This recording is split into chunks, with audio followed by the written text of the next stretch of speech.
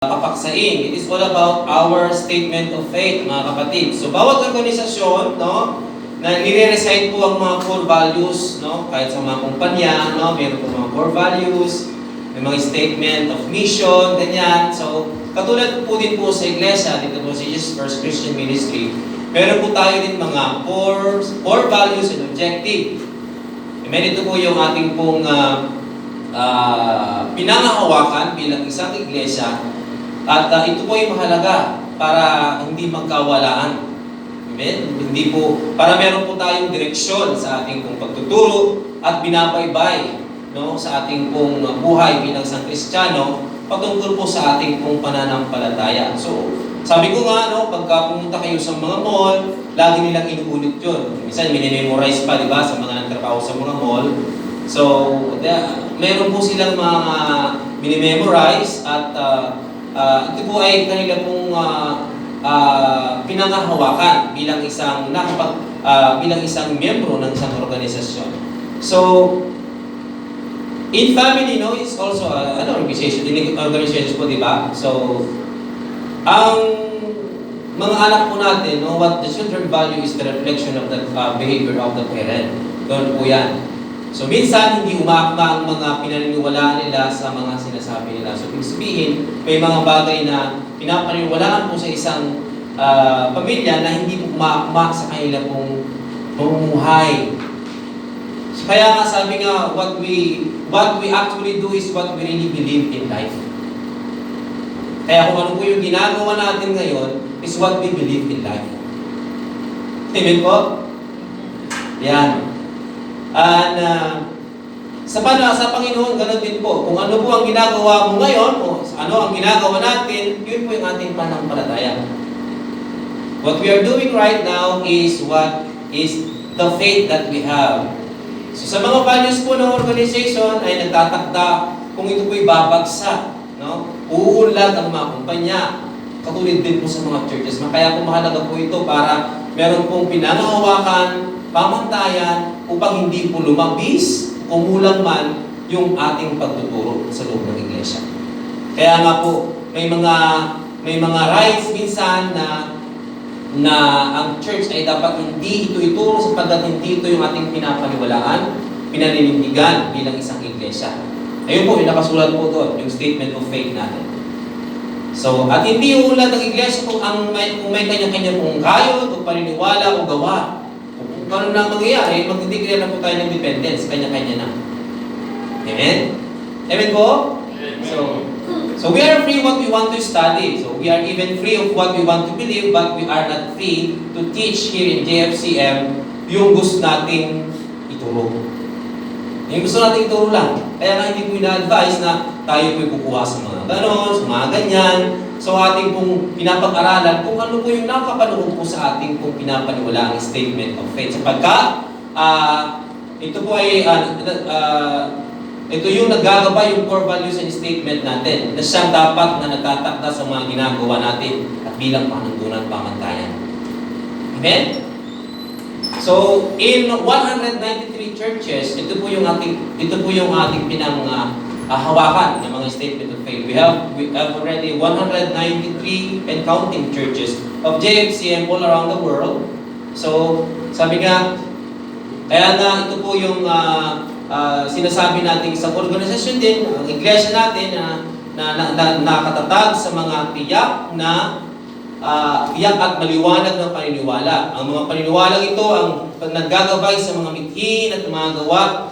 So, hindi maaaring umunlad ang isang iglesia kung sila ay nagkakanya-kanyang paniniwala at sila ay nagkakanya-kanyang gawa. Kaya nga yung 193 churches na yan, sinisikap po ng mga namamahala, yung ating pong overseer, na ituro po yung tama, yung tamang turo na kung saan ay yun po yung gumagabay at pumapatnubay upang hindi po tayo lumayo sa mga katuruan ng mga apostol noong unang panahon. So whatever we hear in this church, it is already established what we believe.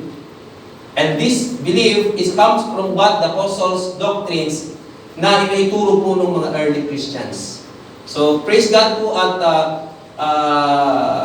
actually may mga minsan pumapasok po sa iglesia na gustong magturo ng ibang katuruan, but we don't acknowledge or encourage them to teach. Kaya ito lamang yung magbabadyang magiging watak-watak ng iglesia. So that's why this statement of faith is very important to us as one church and the body of Christ. Yan. Kaya that's why we will study, para ito po ay yung panukat natin ng panimbang sa buhay. Kaya kung ano po yung papag-aral natin, I hope in these 12 topics, no, of our statement of faith, naway makompleto po natin para doon natin tukuyin ang ating buhay kung umaakma ba o hindi umaakma ang ating pong pinamumuhay. So even we are together, when we are outside the church, we have different things we do. Kahit tayo nagtipon-tipon every Friday or Sunday, no? So naturuan tayo, but when we go outside, we have different things. We have different kinds of things that we are doing. Kaya nga, sabi nga dito, hindi lahat yung mga naririnig o napapakinggan ay naipapamuhay sa labas. That's why in-encourage na whatever we hear, no, that comes from the Lord, we should do it. Because sabi nga doon, what we really do is what we really believe. Kaya kung ano yung ginagawa natin, yun po yung pinapaniwalaan natin. Or else, nasasayang lang ang taong oras natin kung tayo po ay ganito. Kung nakikinig lang, tapos hindi naman isinapang umuhay, sayang lang yung 2 hours na pakikinig mo kay brother, minsan exceed pa ng 1 hour. Diba? Sa ating pasahin, no? Pwede ba? Ang statement of faith, kukumpletuhin ko po na, no? Sabayan niyo na lamang po ako sa pagbasa. Sa una po, ang ating mga paniniwalag bilang JFCM, ang Biblia ay salita ng Diyos na hindi nagkakamali, at ito ay pinakamataas na saligan ng ating mga pananampalataya at pamumuhay. Ang Diyos ay tatlong persona ng Ama, ng Anak, at ng Banal na Espiritu mula sa walang hanggan at hanggang sa walang hanggan. Ang Panginoong Yesus, ang salita, Diyos na naging taong katulad natin, siya ay pinagliis sa pamamagitan ng mga kapangyarihan ng Banal na Espiritu, isinilang sa pamamagitan ng Birheng si Maria, at namatay alang-alang sa atin. Siya ay inilibing at muling nabuhay mula sa patay sa ikatlong araw at umakyat sa kalangitan. Siya ay babalik upang hatulan ang mga nabubuhay at mga namatay na. For ang lahat ng tao ay nagkasala sa Diyos. Sila ay nililigtas lamang dahil sa kagandaang loob ng Diyos sa pamamagitan ng pananampalataya sa Panginoong Yesus at ng kanyang ginawang pagtubos mula sa kapangyarihan ng kasalanan at kamatayan. Ang Banal na Espiritu, ang Espiritu ng Diyos na isinugo sa Iglesia upang bigyang itong kakayahan sa namamuhay ng banal at ipagsaksi ang Panginoong Yesus sa buong sanlibutan. Number 6, ang Iglesia ng Panginoong Yesus ay iisa lamang. Ito ang kanyang katawan at siya ang ito ang kanyang katawan at siya ang panggulo dito. Pabilang dito ang lahat ng mga manampalataya sa lahat ng panahon. And number 8, ang Iglesia ay mayroong tungkuling ipangaral ng mabuting balita ng kaligtasan sa lahat ng mga bansa. Ito ay may gaganap niya sa pamamagitan ng pagtatanim ng mga iglesia at pagtataguyod ng gawain ito sa pag-iikapu at pagkakaloob. And number 8, ang lahat ng mga mananampalataya sa lahat ng panahon ay kakaunin upang makasama na ang Panginoong Yesus sa walang hanggan. Pagkatapos, ang Panginoon ay babalik upang hatulan ang sandaigdigan at ang mga naririto. Pagkatapos, ang lahat ng mga namatay ay bubuhay muli ng mga pagkakasunod-sunod. Yan, maganda po ito. Hukuman ang lahat ng nananampalataya, hukuman din ang lahat ng hindi nananampalataya at hindi mananampalataya. Ang lahat ay mabubuhay sa walang hanggan at sila ay itatalaga sa iba't ibang kalalagayan. And number 9, ang bautismo sa tubig, ang tugong pananampalataya at pagkikipag-isa ng Kristiyano sa Panginoong Yesus. Ang banal na hapunan naman, ang paulit-ulit na pag-alala sa pagtubos na ginawa ng Panginoong Yesus sa atin. At ang huli, ang kasal o tipang pag-aasawa ay banal at dapat na pag-ingatan. Ito ay makabiblia, panghahabang buhay sa pagitan ng isang lalaki at isang babae. Tayo po'y manalangin, o Diyos na makapangyarihan sa lahat. Muli kami ay nagsusumamong humiling ng kabungan sa aming pong pag-aaral. Salamat po, Panginoon, at ang aming samot na lang sa pangalan ng Diyos Kristo. Amen. Kaya nga po, we have 10 statements of faith in JFCM Church. So, ating pong tutukuyin. Ang una po, at sabay-sabay po natin sabihin, ang Biblia ay salita ng Diyos na hindi nagkakamali. Ito ang pinakamataas na salita ng ating pananampalataya at pamumuhay. Amen. So marami po tayong mga katuruan sa iglesia, but sabi nga dito, ito'y buod, no? Ito po yung buod ng ating mga itinuturo sa loob po ng ating iglesia. Ito po ay panukat at panimbang sa lahat ng mga itinuturo natin sa iglesia. So in number 1, so ang Biblia po is infallible. Amen? Infallible means hindi po siya nagkakamali. Amen na? Amen? Do you understand yung pong infallible? Ang Biblia po hindi po nagkakamali. Tayo lamang po yung nagkakamali pag mali po ang ating pong interpretasyon. Amen? Yun nga yung minsan yung pinag-aawayan kahit Kristiyano na itinedebate kung ano yung palagay nila at kaloob nila sa mga salita ng Diyos. Pero ang Biblia po ay hindi po nagkakamali. Tayo lang na nag-interpret ang nagkakamali. Minsan. So, ito ang magdidikta kung ano po ang mga gagawin at di gagawin sa buhay. That's why this Bible is very essential to a Christian. This Bible is used for us to live a holy life. Amen? Ito po ay nakalaan para sa atin upang matukoy natin kung ano po yung tapon at hindi tapon na ginagawa ng isang tao o isang Kristiyano. Amen? Amen po?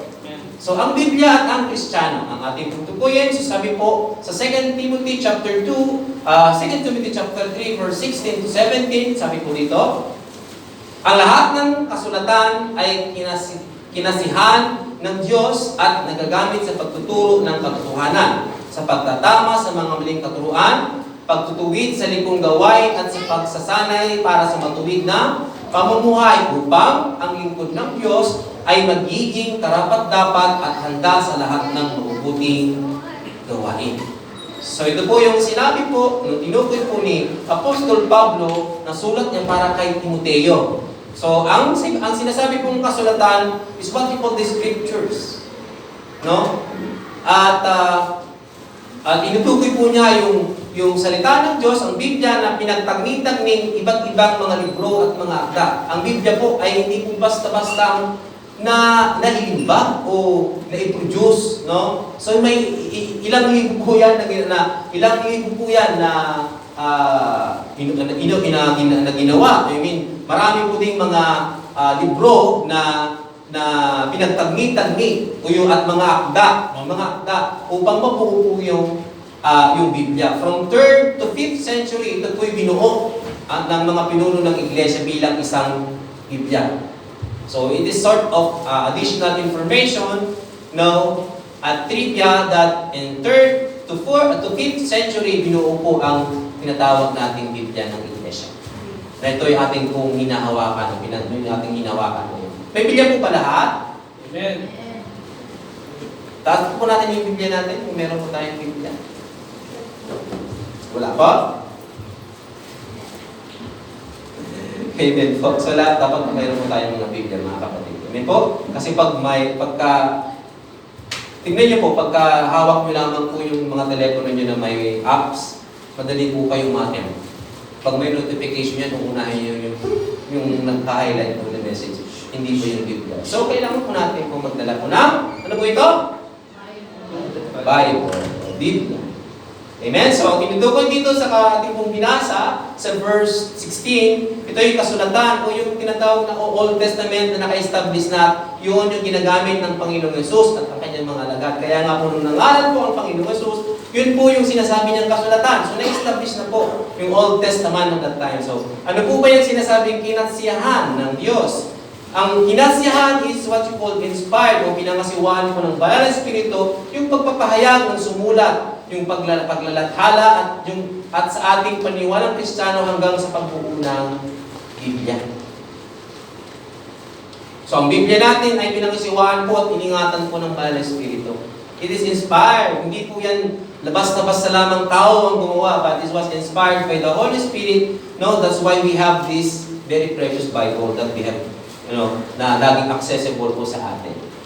So, kaya nga po, pagkasabi nga dito, nagagamit saan po? Sa pagtuturo ng katotohanan, sa pagtatama ng maling katuruan, sa pagtutuwid sa likong gawain, at sa pagsasanay para sa matuwid na pamumuhay. At bakit daw po? Upang ang lingkod ng Diyos ay magiging karapat-dapat at handa sa lahat ng mabubuting gawain. So para po may handa ang isang Kristiyano, dapat po lagi siyang open. Sabi niya, open na magturuan. Amen? And pag may mga bagay na hindi maliwanag sa atin, we go back to the Bible. We don't depend on the blogs that we have read. No, madami na ngayon. Pagbukas mo lang ng naming Facebook, ang dami ng mga commentary, ang dami ng mga blogs, and then so many things that you heard in the social media na hindi naman natin sure na ito po'y doctrine, apostles' doctrine. Ito yung nanggaling po sa itinuturo ng mga apostol on that time.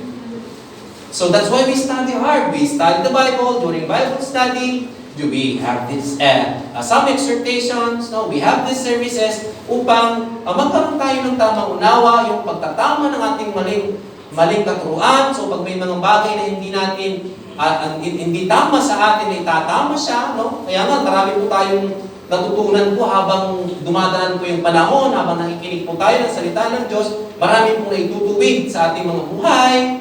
Amen po? At yung nasasanay po tayo upang makapamuhay ng may kabanalan. We don't depend for people what they say, but we will always depend on what the Bible say.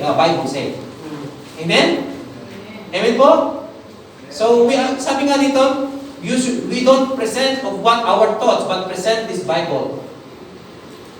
Amen? Kaya nga pag nagka-counsel ang ating iglesia, ang mga elders, they will not depend on their own wisdom. They will always depend the verses that comes from the Bible, then they will encourage the brothers. Kaya nga minsan pag may nagpapa-counsel, ito po minsan yung madalas na nangyayari, pag nagpa-counsel po ang isang Kristiyano, no, meron na siyang sagot, meron na siyang sagot na gustong marinig sa magka-counsel. Hindi po. Ang magpapa-counsel po, dapat empty yung mind niya, open yung mind, yung heart niya, upang tanggapin yung pagtutuwid, yung pagtuturo. And that you will become to grow more spiritually. Magkaiba po kasi yung ituturo ng world, no, kasi ituturo po ng Biblia. Amen? So we will depend only, we will present the Word of God, and we will exhort it, either you will accept it or not. Kaya nga po yung nagpapa-counsel, they will decide if they will follow or not. We will always have the free will to choose if we will believe the Word of God or not. And again, what you believe is what you are living for right now. Ganun po yun. Amen? So if you don't want to believe what we say during preaching, then it means nothing for us. Kaya nga po, kahit na 2 oras yan, or more than that, nakikinig po tayo, and if we don't it means nothing for us, then sayang lamang yung oras natin kung pag-stay sa church. Amen po? That's why we have the privilege when we come in the church, let us focus our eyes, our heart to Jesus, that will encourage us and added our faith to grow more spiritually. So if it not, we can believe in our mind. It is our force ourselves to obey the Lord. The truth is always what we do is what we really believe. Amen? Amen po? Amen. So bakit nga po ba tayo naniniwala ang kasulatan o Biblia ay salita ng Diyos? So why we do believe that scriptures of the Bible are Word of God? First, dahil ang lumang tipan ay pinanaligan at itinuro ng Panginoong Hesus at ng kanyang mga alagad. Can we read it again in English? Meron po dyan. Because the Testament was sabay-sabay po. 1, 2, 3, read. because the Testament was Amen. Dahil ang lumang tipan daw ay pinaniligan at itinuro ng Panginoong Hesus at ng kanyang mga alagad. Noong panahon po ng Panginoong Hesus ay naka-establish na po yung lumang tipan. And there is no argument of that.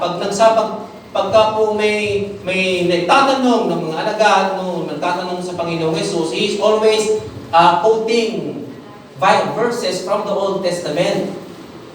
Ang Panginoon. At alam po nila yon, no? Kasi sabi nga dito, ang Bible po ay nakatranslate po, no?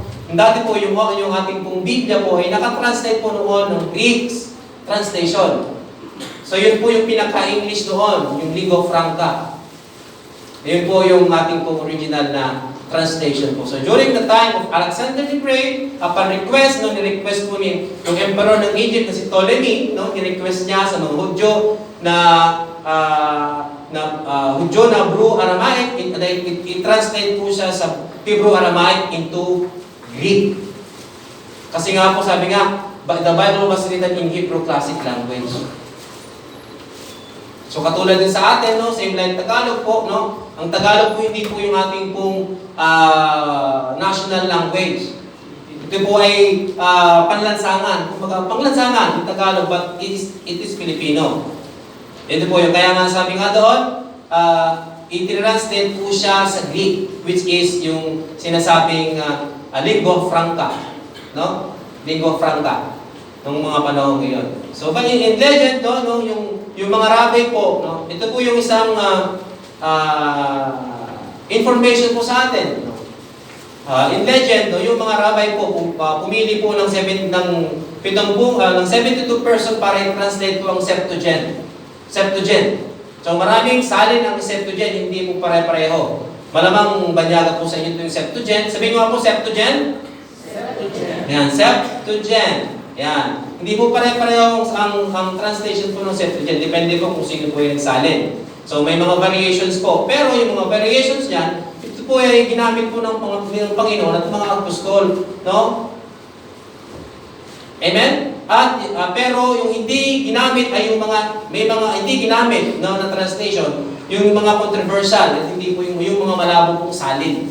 No? Yun lang na-establish na mga bagay sa Septuagint, yun po yung itinuro po nila.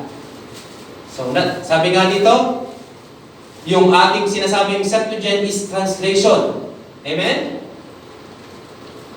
So, ang tipan po, kung tawagin natin ay nakatatag na noong panahon pa ng Panginoong Hesus, at ito ay nakasali na rin sa Griego, no? Sinulat po ito ng Hebrew at Aramaic na siyang ginamit ng Panginoong Hesus at kanyang mga alagad ng panahon yan. Ang tawag po rito ay Septuagint o alam niyo po yung LXX na yan? Sa mga mahilig po sa mathematics, sa Roman numerals, ano po yung L?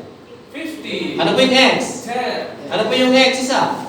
10. So ano po yung lahat? 70. 72. So this is what you call Septuagint. So ating pong masisilip ang ganitong paniniwala at panindigan ng Panginoon at mga alagad niya sa sumusunod na mga halimbawa. Ano pong halimbawa po dyan?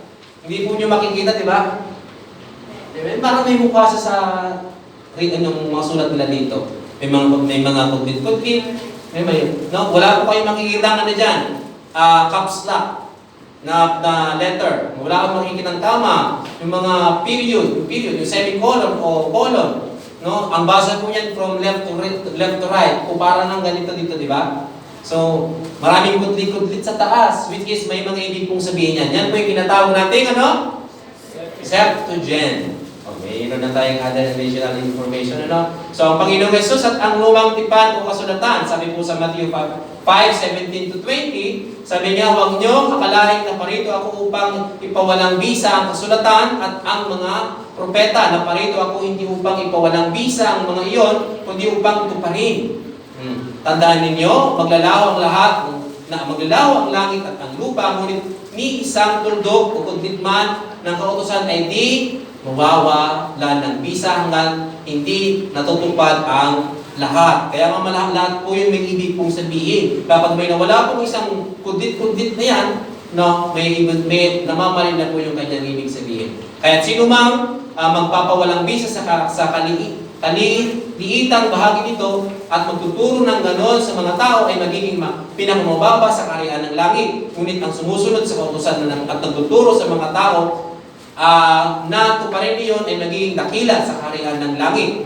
Sa sinasabi ko sa inyo, kung ang pagsunod ninyo sa kalooban ng Diyos ay tulad lamang ng pagsunod ng mga tagapagturo ng kautusan at mga Pariseo, hindi kayo makapasok sa kaharian ng langit. So 3 beses po nabanggit po yung kaharian ng langit. Amen? So ang pagtuturo po ng salita ng Diyos ay saan po? Sa kaharian niya. Amen? In His kingdom. Ito po yung kingdom activity po natin. Amen? Hindi mo may tuturo yung Biblia sa mga hindi pa po na-convert. Hindi pa po na-born again. Kung hindi, pagtatawanan ka lang. Amen? Sabi, di ba po? So they must convert first. Sabi nga, di ba sa Great Commission, saka mo siya maturuan. They will realize that ganun po yung naitutuwid po yung kanilang mga pagmuso. Actually, we cannot teach the Word of God to non-believers. Only salvation. Yung kaligtasan muna. Amen? Sa loob ng kaharian, may nagtuturo may nagtuturo, kaya nga po yung nabasa natin, sa loob ng kaharian, mayroon po nagtuturo ng tama at mayroon din nagtuturo ng mali. Amen? So sabi nga dito, sabi nga doon, sa mga sumusunod, nagtuturo ng mga tao, kung parin dakila, magiging dakila sa kaharian ng Diyos. Ngunit sabi nga yung mga nagpapawalang bisa, kung sila ay nagiging mangmang, sabi doon, at nagtuturo ng kayong tao, magiging pinakababa sa kaharian ng langit. Amen? So, amen po. Naiintindihan mo pa natin yung ating pong pinapag-aralan. So, ang Panginoong Yesus at ang lumang tipan, pasulatan sa Matthew 19, verse 1-6, sabi niya, may ilang Pariseo lumapit sa kanya at nagtagkang hanapan ng may paparatang sa pamamagitan ng tanong na ito, na ayon ba sa kautusan na palayasin at iwalayan ng lalaki ang kanyang asawa sa kahit anong dahilan? Subagot si Jesus, hindi pa ba ninyo nababasa sa kasulatan na sa pasimulay nilalang ng Diyos ang tao na lalaki at babae, at siya rin ang nagsabi dahil dito iiwan ng lalaki ang kanyang ama't ina at magsasama sila sa kanyang asawa at sila maging isa, na hindi na sila dalawa kundi iisa. Kaya ang pinagsama ng Diyos ay huwag paghiwalayin ng sinuman. Sinisilo po o binibitag po ng mga Pariseo ang Panginoong Yesus on that time. So, ano po yung present po ng Panginoon? It's a word from the Old Testament. Amen? Yung sinabi niya doon from Old Testament. So, lagi po nakasalig po yung pagtutuwid sa nasusulat po sa Biblia. So, hindi po siya lumalabas. Katulad po sa atin, no? Pag tayo po yung nagtuturo, hindi po siya, hanggat maaari, hindi po siya lalabas sa itinuturo po ng Biblia. We will go back to the Bible. Amen? Kaya nga pag may mga hindi tayo minsan maintindihan, di ba may narinig tayong mga katuruan, at yung ating sa loob ng iglesia natin ay nituturo po siya, parang nakikita natin, parang may mali. Ganun po yun, di ba? So that's what we call, because why? Because we are teaching how the apostle teach the early Christians at that time. Amen? Sabi nga po doon sa 2 Timothy chapter 3 verse 16 to 17, sabi nga dito, no, ang kasulatan ay kinasiyahan ng Diyos pangandaw sa pagtuturo ng katotohanan, sa pagtatama, sa pagtutuwid, sa pagsasanay para sa matuwid na pamumuhay. See, this is the Word of God. So kung ayaw nating mabago, ayaw nating matuwid, huwag tayong makinig. Ganun po lang yun. Kaya nga po ang ating buhay sa ngayon ay nababatay lamang sa ating sinusunod o pinapaniwala ang salita ng Panginoon. Amen? Amen po?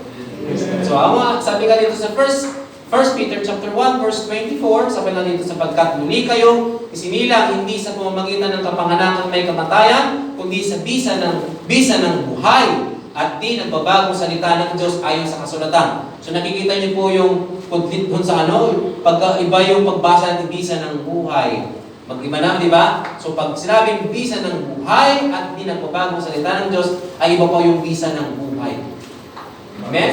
Sa pagkabasa. So, ang lahat ng tao ay tulad ng damo, gaya ng bulaklak nito, ang lahat niya ay karektan, ang damo ay nalalanta, kumuupas naman ang bulaklak, ngunit ang salita ng Panginoon ay mananatili magpakailanman. So, kinote niya, ni Apostol Pedro, yung Isaiah 40 verse 6. Kikita niyo po?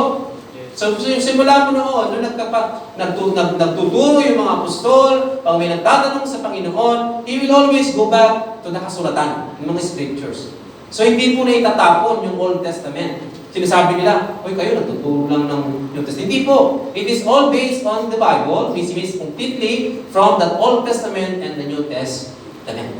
But moreover, sabi nga, lahat ng mga nagtuturo ng mga alagad ng Panginoon, ng mga apostol ng Panginoon, kahit ang Panginoong Yesus ay isinasalin niya, ibibigay niya, no? Pinapamantay niya sa salita ng Diyos sa lumang tipan o kasulatan.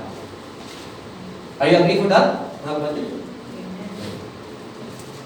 So ito ang dahilan kung bakit ganoon na lamang ang ating paniniwala at pagpapahalaga sa lumang tipan. No? Pinahalaga nito ng Panginoon ng mga apostol at ng mga apostol. Siyempre, nung iniingatan po nila yan, ito ay kanilang sinaligan sa kanilang mga pangatwiran at pagtuturo sa gospel at sa mga Ephesians. So ang iglesia po natin, no, sinisikap po ituro from way back 4 to 5 years, no, lalong ilaliman. Kaya makakarinig po kayo ng ibang mga word na parang banyaga sa atin. Pero ito po yung pagtuturo, nililiman po ng pagtuturo, ng pag-aaral ng ating iglesia mula po sa Old Testament. Amen? So, lagi yung naiugnay po yung turo natin. Like for example, yung Great Commission. It is, iugnay natin sa Genesis 1. Pwede natin iugnay yun. Amen? Yung, kaya natin iugnay yung mga Gentiles sa Tower of Babel. Amen? So, kilala niyo po ba yung mga tao sa Tower of Babel? O kaya natin iugnay yung Genesis 6 sa Genesis 1. Yung mga Tartaros na nangyari sa Genesis 6. Moreover, yung mga student, alam na yung listado na nila ito. But sa atin, may mga tinuturo sa atin sa iglesia, no? At sabi ko nga, I hope that you will complete this statement of faith of the church kasi muli ko siyang ituturo para ma-refresh po tayo sa ating pong mga pinakamaluan sa ating pong iglesia. So we should treasure what we have, that we have teach right now. Kaya nga po, palagahan po natin, mga kapatid. Amen? Kasi nga hindi lamang po yan nag-uubos o binubuhos yung oras ng mga nag-aaral o pag-ituro. Madaling araw minsan sila natatapos magturo, mag-aral ng ating mga elders, mga pastor. Amen? Para lamang meron tayong bagong malalaman na may uugnay natin at pagka tayo po ay naisasalig sa mundo, meron tayong pinangahawakan ng mga salita ng Diyos upang hindi po tayo maging talunan. Amen? Kaya pag tinanong ka ng iyong kapatid, o ang nanay o tatay mo man, no, meron kang isasagot. Ano ba ang born again? Ano ba yung gospel? Lahat ba ng gospel ng libro ng New Testament ay gospel book? So we observe that they usually quote Old Testament. So they really understand the Old Testament.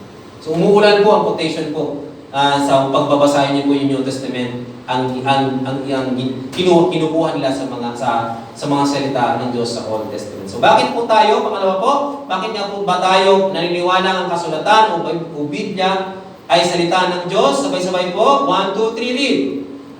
At ang tipan ay sisulat ng tinuturo ng mga apostol o kasama ng mga apostol ng Panginoon. So because, sabi nga dito, because the New Testament was written and taught by the apostles or with the apostles of the Lord Jesus Christ.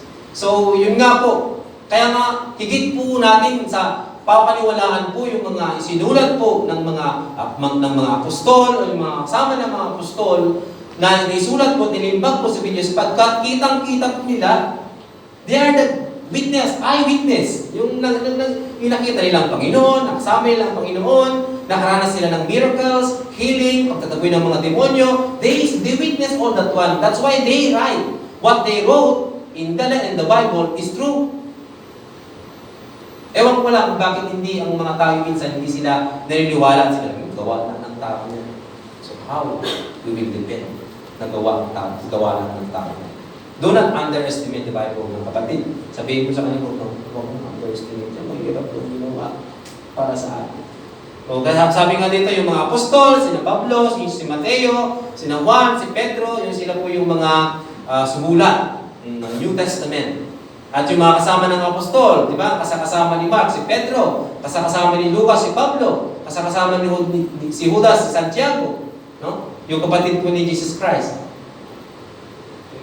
Amen? So, yun kaya nga po, this was told by the apostles and with the apostles of the Lord Jesus Christ. So, ang pangalawang dahilan kung bakit tayo naniniwala ang kasulatan ng Biblia ay salita ng Diyos ay dahil sa paraan ng pagkakasulat ng pagdating sa atin ng bagong tipan. Ang Panginoong Yesus mismo ang humira at nagtalaga sa mga apostol at maging kay Pablo at ang isinulat nila ay mula sa kanilang karanasan at mga kapahayagan ng Panginoon sa kanila. So, nung piliin ang alaga ng Panginoon, no, nanalangin siya ng magdamag at hindi natulog, no? At nang gumising siya, at nang gumising, no, tinawag niya ang kanyang mga alagad, yung 12 alagad niya. Sablay pa yung isa. So, ilan ang pinili po? Ilan ang piniling alagad ng Panginoon? Una? 12. Amen? So, apostol po ba si Judas? Isinugo po ba si Judas? Nagkimala po ba si Judas? Nagpalayas ba ng demonyo katulad nila? Nailigtas ba si Judas?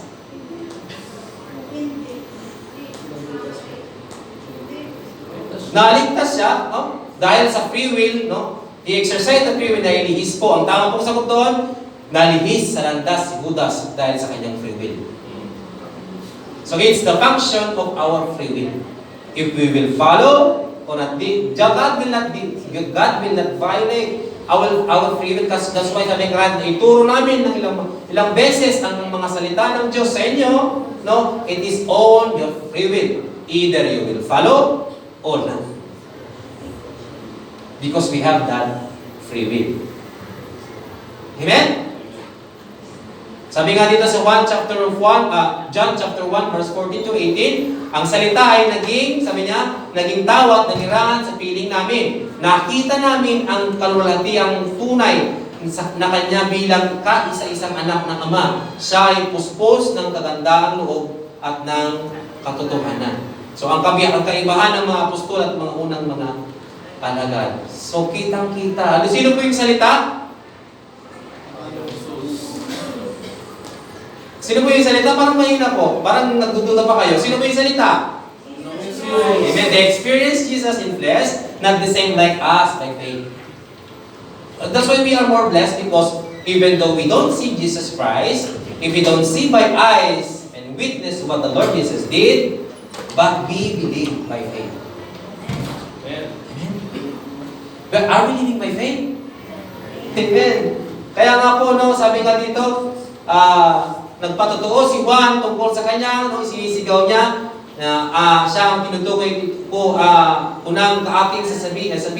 Ang darating na kasunod ko higit kaysa akin, sapagkat siya ay naroon na bago pa man ako pinanganak. So ibig sabihin, no, pinapatungkulan po pinapatungkulan po na kasama po niya ang Panginoon, nakita niya, napagsaksi niya, naranasan niya, no, yung kabutihan, yung kalulatian na nakita niya sa ating pong Panginoong Jesucristo. Kaya nga po, nakaka-question po yung sinasabing, nakausap po ang Panginoong kagabi. Makinig po tayo pag gano'n. Nakasama po habang kumakain ito ang kanyang kapahayagan. Don't really believe on that. Kung may magsabi po ng mga ganon, don't readily believe on that. Sapagkat sila lamang yung nakapagsaksi, nakita, no, sa kanilang mga ang kalulatiang tunay, no, bilang isang kaisa-isang anak ng Ama. Amen? So if we cannot obey of what we have now, so why we ask for? Bakit po tayo nag-aasam pa ng marami kung ang mga itinuro sa atin ay hindi naman natin masunod? It will become useless. Amen? Kaya nga po, sabi nga, we should move forward in our faith from primary. Yung mga primary teaching, dapat nakamove on na tayo doon. Kaso lang minsan, pag tinanong mo, ano ba yung faith, hindi masagot ang mga Christian. Why? And we ask more. Lord, I need more knowledge. But actually, you are not obeying. We are not obeying. Amen? Kaya prosperity teaching, no? Ang mga nagtuturo po ng prosperity teaching, why they ask more about prosperity? If they prosper already from the Lord. So higit. So yun po yung namamali sa ating sa panahon ngayon. So sabi nga sa 1 Corinthians 15, 1-8, sapagkat ibinigay ko sa inyo itong pinakampahalagang katuruan na tinanggap ko rin. Si Kristo namatay dahil sa ating mga kasalanan bilang katuparan sa sinasabi sa kasulatan. Inilibing siya at muling nabuhay sa ikatlong araw ayon din sa kasulatan. At siya'y nagpakita kay Pedro at saka sa 12. O bakit naging 12 ito? Amen? Mag-aral po tayo. Amen? Bakit naging 12 ulit yun? Nawala yung isa. Sino yung pumalit? So pagkatapos, nagpakita siya sa kaya kailangan may Biblia po tayo, amen? Para pag si Kuya ay may mga sinasabi, dapat nililista niyo yung mga question ninyo. Tapos babalikan niyo yung verse. Pagkatapos, sabi nagpakita siya sa mahigit na 500 kapatid na nagkakatipon. So marami sa kanila ay buhay pa hanggang ngayon, subalit patay na ang ilan. So at nakita rin siya ni Santiago at ng lahat ng mga apostol. Sa kauli-huli, nagpakita rin siya sa akin kahit na ako'y tulad ng isang batang ipinanganak nang di kapanahunan. Nagpakita din siya. Sino yun? Nagpakita siya. Kanina yung sino po nagsulat ng Corinthians? Yan. Amen? Kung kabulaanan ng mga unang apostol, ang Panginoon, kayang pabulaanan yun ng mga kapatid noon na buhay pa. That's why our scripture are reliable. Reliable po ang mga scriptures po sa Biblia, mga kapatid. So, 1 Thessalonians chapter 2, verse 13, sabi nga, kaya nga palagi kami nagpapasalamat sa Diyos sapagkat nang ipangaral sa amin, sa inyo ang kanyang salita, hindi ninyo ito tinanggap mula sa tao, kundi bilang tunay na salita ng Diyos at ang bisa nito'y nakikita sa buhay ninyo na mga sumasampalataya. Result. It is always the result, mga kapatid. Kaya nga minsan, at madalas sa atin kahit Kristiyano na, nahuhusgahan tayo, mga kapatid. Sapagkat yung ating ang ating pong kinikilos ay hindi umakma sa ating pinangahawakang pananampalataya. It is always contrast. But praise God, wala naman po dito yun, mga kapatid. Kasi sinisikap natin mag-ipamuhay ang mga salita ng Diyos. Kahit mahirap. Mahirap po ba? Mahirap po bang sumunod, mga kapatid?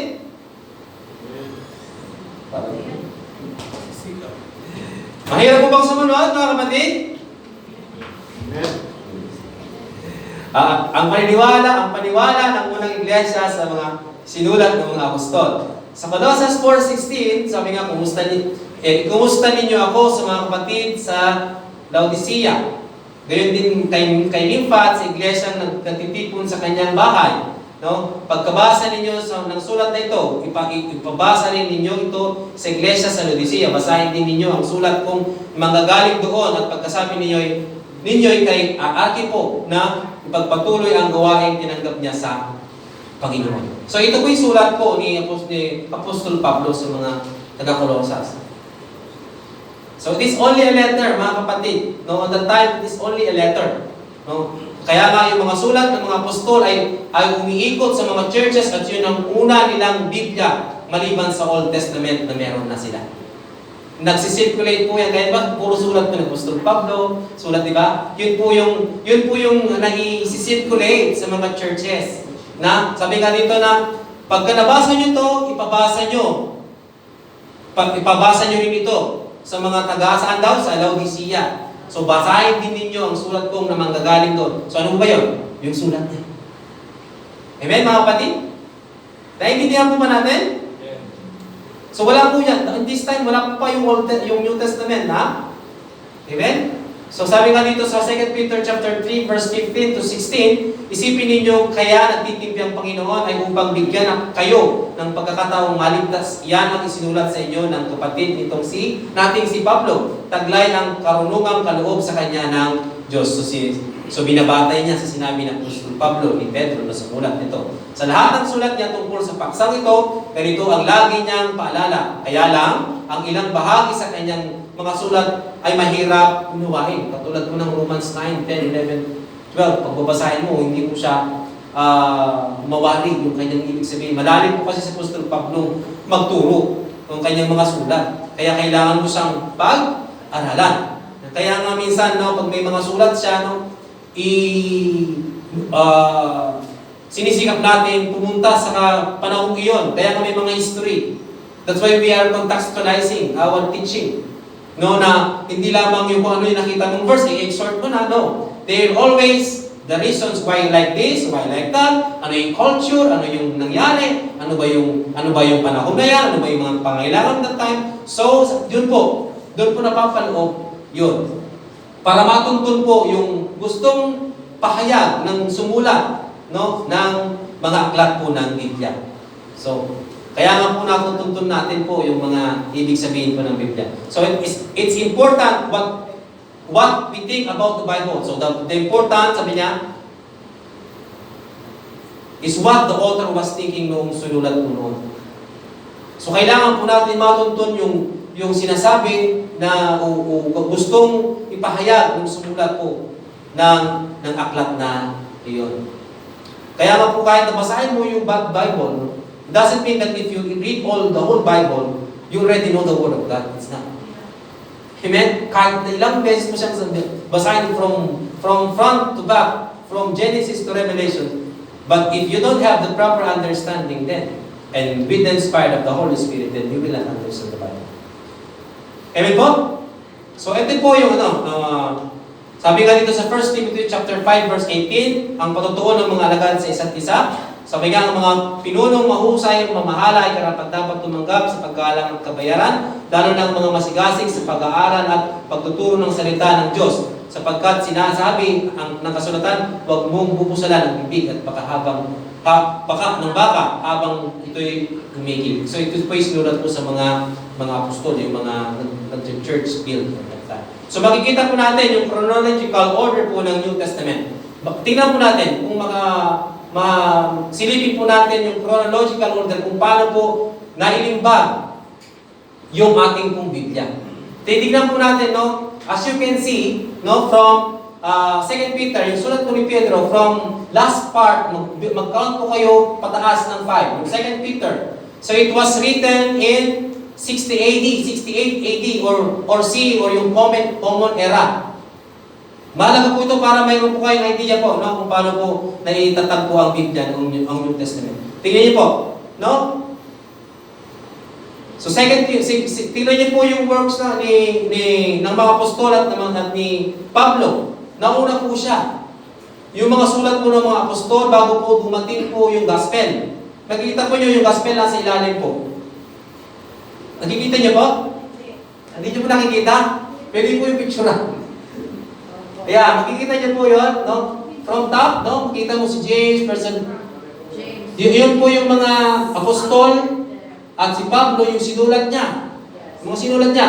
Sumunod na lamang po yun, yung Mark, Matthew, bago po naiimbag yung New Testament. Why? So, normally we know that Gospels are the first written in the Bible. But, it's the last part. Amen? Kaya nga po, kaya nga laging sinasabi po natin na ang nagtatakda ng mga turo natin ay turo ng mga apostol.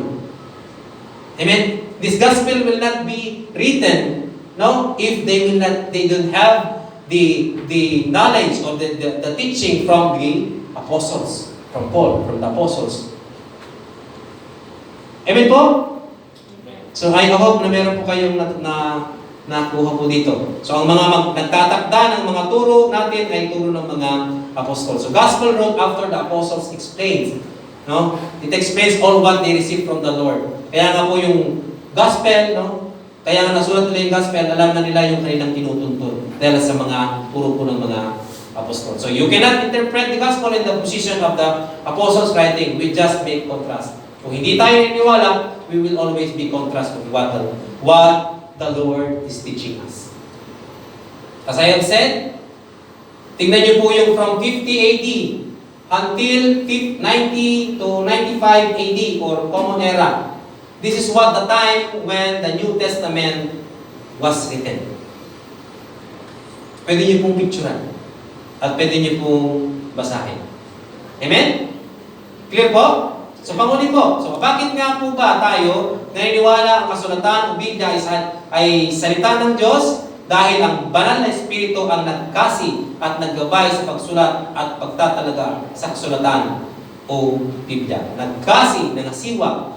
It superseded, superintend or the process of how the Bible was written. Hindi po yan basta-basta po ginawa ng tao lamang.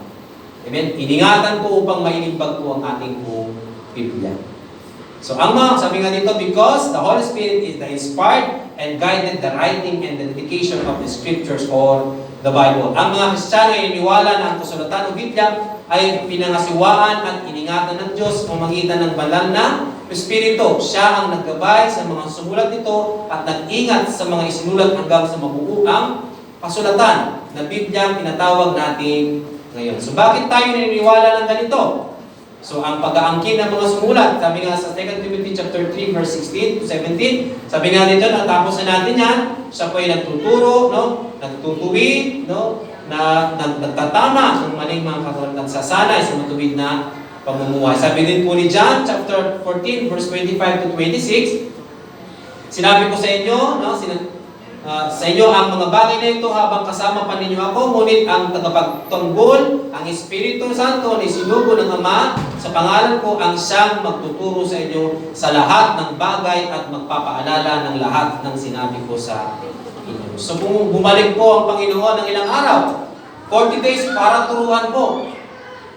Amen? Bumalik po siya bumalik po ang Panginoon upang turuan sila, no? At sinabi yung pangako niyang pangalan na Espiritu na siyang magtuturo.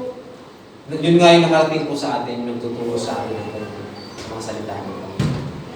Amen? So sa mga Gawa, chapter 2, verse 42, sa patutuo ng unang iglesia, sabi nga dito sa verse 42, na natili sila sa itinuro ng mga apostol sa pagsama-sama bilang mga kapatid, sa pagpipirapirasyon ng tinapay at sa panalangin. So, dapat manatili sa turo ng mga apostol. That's why we have this words. Yan po yung pinapaniwalaan ko natin. Amen? Isa sa statement of faith. Ang pagsinok ng unang iglesia sa kasulatan ng Biblia, sabi nga noon, dumami na ang mga sari-sari at magkakaibang pagkaangking ng mga sinulat din daw ng mga apostol o alagad, at mayroon ng mga pagpipilit na kilalanin din ang mga ito bilang bahagi ng kasulatan ng Biblia. Nagpulong-pulong ang mga pinuno ng iglesia at itinitag nila ang tinatawag na kanon. Dumami po kasi yung mga sinasabing sulat, no? Before po na nailimbag po ang ating Biblia, ng ating New Testament, no? O sir. Kaya nung 300 to 500 common era, no, nagsulputan ng maraming mga sinulat. Yung Gospel of Barnabas, Gospel of Judas, Marcinis, at iba pa. So the leader of the church gathered together, no, to examine all these 6,000 plus spread documents. So pinili lamang nila ang alin sa mga isasali nila sa Biblia na pasa sa canon, yung 27 books na tinatawag natin. Amen? Amen po? So, kanon po yung ibig kong sabihin yung pamantayan sa kung alin ang ibibilang sa kasulatan ng Biblia. Marami pa pong mga sulat po na hindi po naibilang po sa mga Biblia. Pero hindi po yan naisama dahil pinag-aralan po yan ng mga ibang mga leader po ng church. And they examine if it will be included in the 27 books in the New Testament. Bakit po? Dahil may pamantayan po riyan. Sabi doon, ang pagsisinop, meron po yung criteria that churches use for recognizing and collecting the Word of God as follows. Meron po yan. No? First, sabi nga dito, was the book written by a prophet or apostle or God? Number 2, was the writer authenticated by miracles to confirm the message?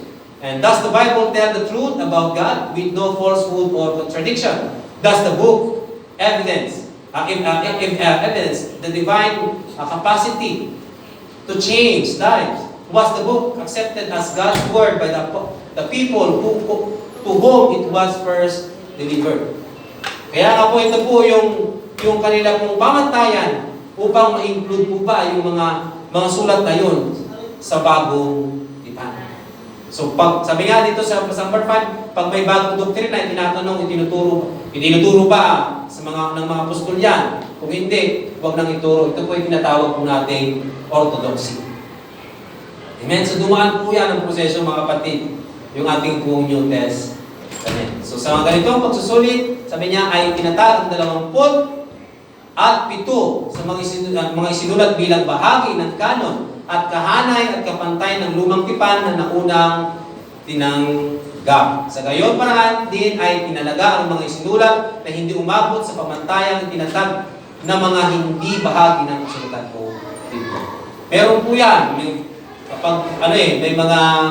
May mga nagtuturo minsan na nire-refer doon pero may ingat po silang maingat po nilang ginagamit ito sapagkat may mga katuruan doon o tinuturo doon na hindi siya umaakma sa salita ng Panginoon.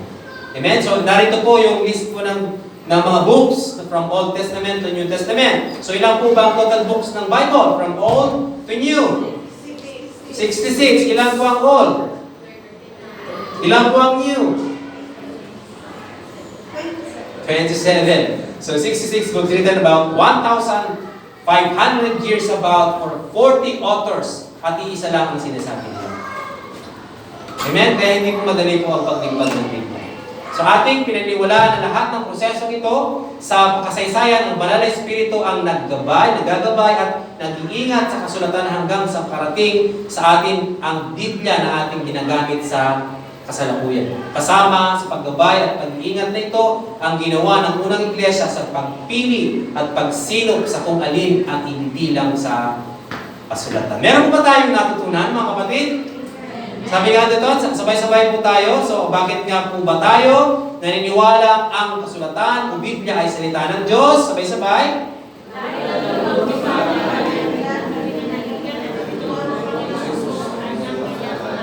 Amen. Noong unang panahon, ang Panginoon sabi nga, dahil na-establish na ang lumang tipan. So, sabi nga doon sa number 2,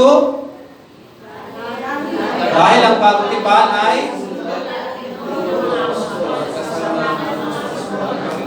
Amen. So, tinuro ng mga apostol at mga kasama ng mga apostol. At pangatlo, sa pagsulat, nagkasi ng masiwa, superseded the first process so that we have the so-called Bible. So, lago. Sabi nga doon, sapagkat, sabi nga, ang Biblia ay salita ng Diyos. Ito ay kapangyarihan ng Diyos na kung pananampalataya ay nagliligtas at nagpapabago sa atin. Mahalin po natin at sundin ang mga sinasabi ng Biblia. Gawin nating panuntunan at pamantayan ang mga sinasabi at iniutos nito. Sa gayon, tayo ay tiyak na may liligtas at pagpapalay. Purihin po ang mga salita ng Panginoon, pagpalay po tayo lahat ng Panginoon.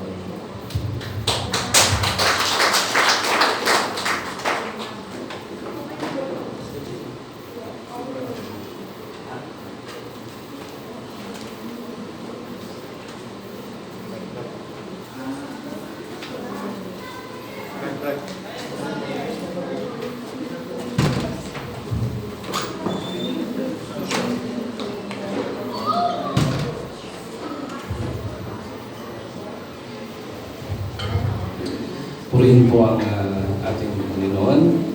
Mga minamahal na kapatid, ang lahat ay inaanyayahan, ang lahat po ay